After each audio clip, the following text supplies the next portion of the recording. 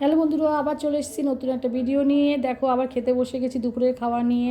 প্রথমে সাদা ভাত, তার সঙ্গে পড়ে গেল আমার পাতে আতপ চাল দিয়ে মুড়ি ঘন্ট, যেটা খেতে খুব সুস্বাদু হয়েছিল।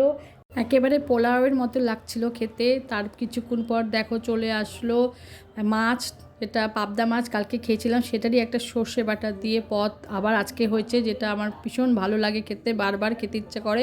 এবং তার সঙ্গে দেখো মুড়ি ঘন্টে মুড়োগুলো ভালো করে চিবিয়ে চিবিয়ে চিবিয়ে খাচ্ছি।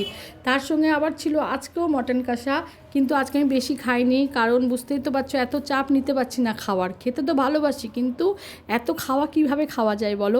তার সঙ্গে গলাটাও বসে গেছে দই খেতে খেতে। তোমরা দেখবা আজকে দইও খেয়েছি আমি, খুব সুন্দর হয়েছিল। প্রত্যেকটা রান্না যত্ন সহকারে খেয়েছি, কিন্তু বেশি নিইনি, অল্প করে নিয়েছি। তারপরে পড়ে গেল চাটনি, যেটা খেজুর দিয়েছিল। তারপরে পড়ে গেল দই, যার জন্য আমার গলা বসে গেছে। তারপরে পড়ে গেল রসগোল্লা।